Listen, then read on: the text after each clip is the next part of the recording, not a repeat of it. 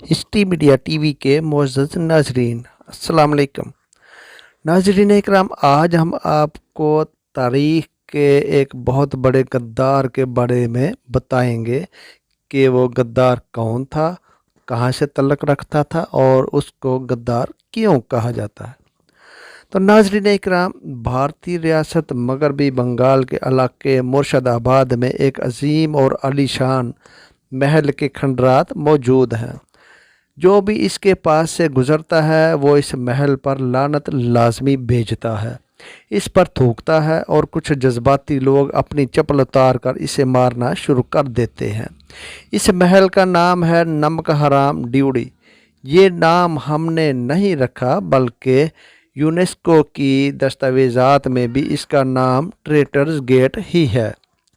اس کے در و دیوار سے وحشت ٹپکتی ہے، جو کہ اس کے مالک کی نمک حرامی اور غداری کے قصے سناتی ہے۔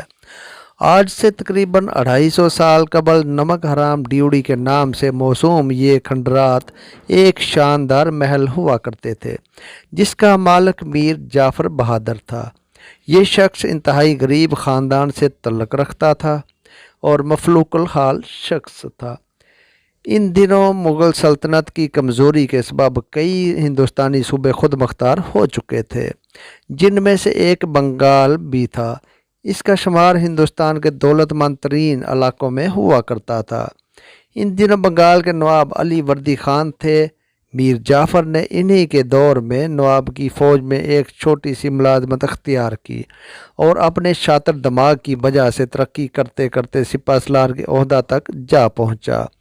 میر جعفر کو نواب علی وردی خان کا اس قدر اعتماد حاصل تھا کہ نواب نے اپنی بھتیجی کی شادی میر جعفر سے کر دی تھی، لیکن اس نمک حرام شخص نے دولت کی ہوس میں اس نے راج محل کے فوجدار عطا اللہ کے ساتھ ساز باز کر کے اپنے ہی محسن نواب علی وردی خان کے قتل اور تخت بنگال پر قبضہ کا منصوبہ بنایا۔ خوش قسمتی سے اس کا یہ منصوبہ کامیاب نہ ہو سکا اور اس منصوبہ کی اطلاع نواب علی وردی خان تک پہنچ گئی، لیکن قسمت نے نواب علی وردی خان کو اتنا موقع ہی نہ دیا کہ وہ میر جعفر سے حساب کتاب کرتے۔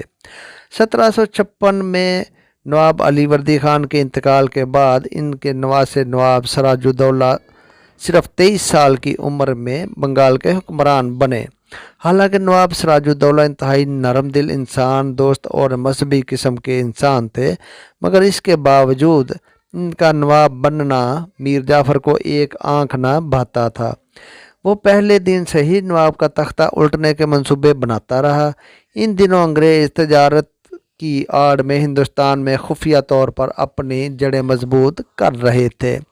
انہوں نے نواب کی طرف سے ملنے والی مراعات کا غلط استعمال کرتے ہوئے فورٹ ولیم نامی قلعے کی پختہ دیواریں تعمیر کرنا شروع کر دیں۔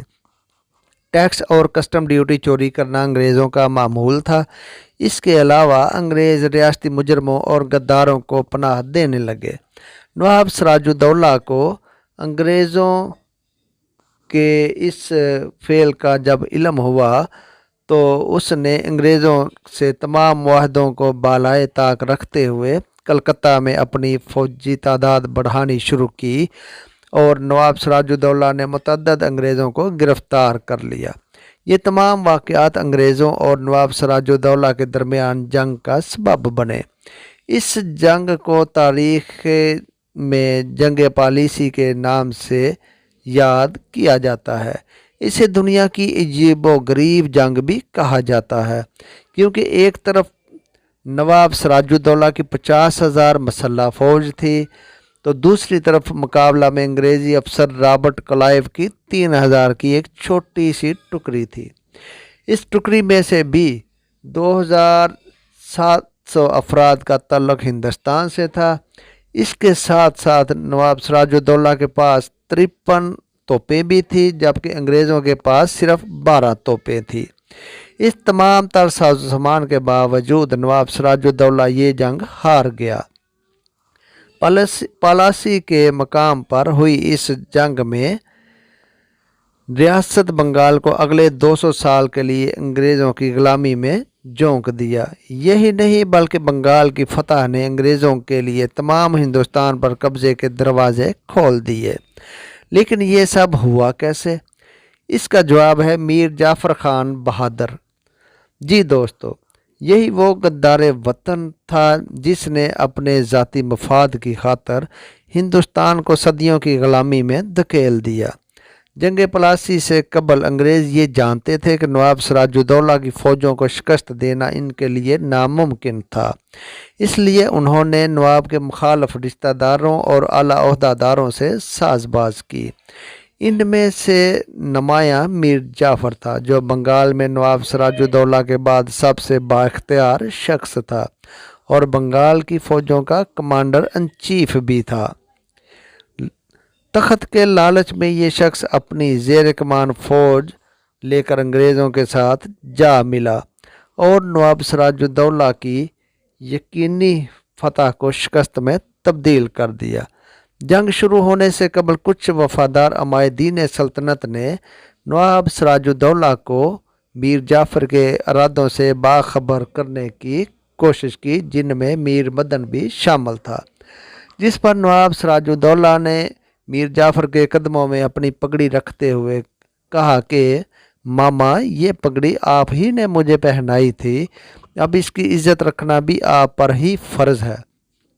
جس کے جواب میں میر جعفر نے قرآن پاک پر ہاتھ رکھ کر یہ قسم کھائی کہ وہ کبھی نواب کو دھوکہ نہیں دے گا، لیکن اس نمک حرام شخص نے قرآن مجید کی اس قسم کا پاس بھی نہ رکھا۔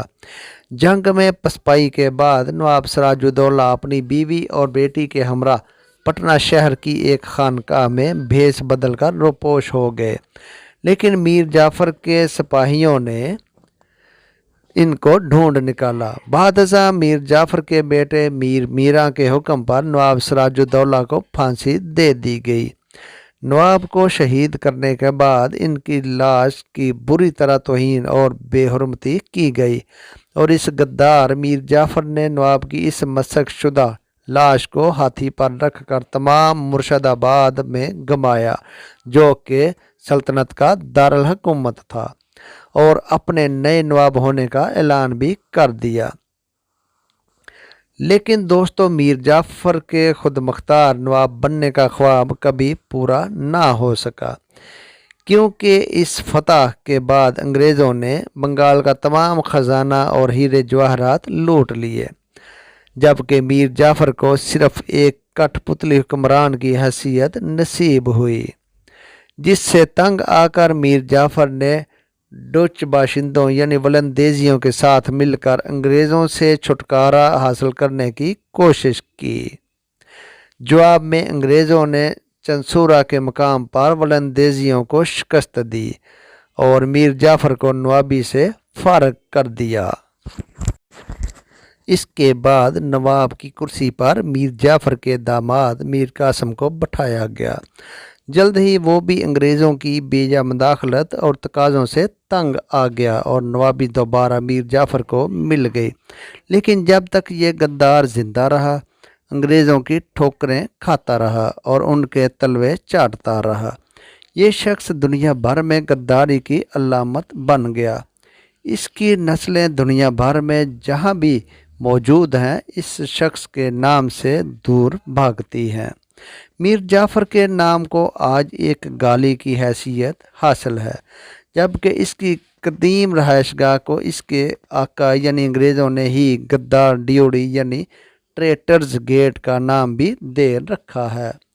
میر جعفر کے قصے میں ان لوگوں کے لیے عبرت ہے جو اپنے عارضی ذاتی مفاد کی خاطر ملک و ملت کے عظیم تر مفادات قربان کر دیتے ہیں، مگر وہ یہ بھول جاتے ہیں کہ تاریخ ان کے ساتھ بھی وہی سلوک کرنے والی ہے جو میر جعفر کے ساتھ تاریخ نے کیا اور آج تک ہو رہا ہے۔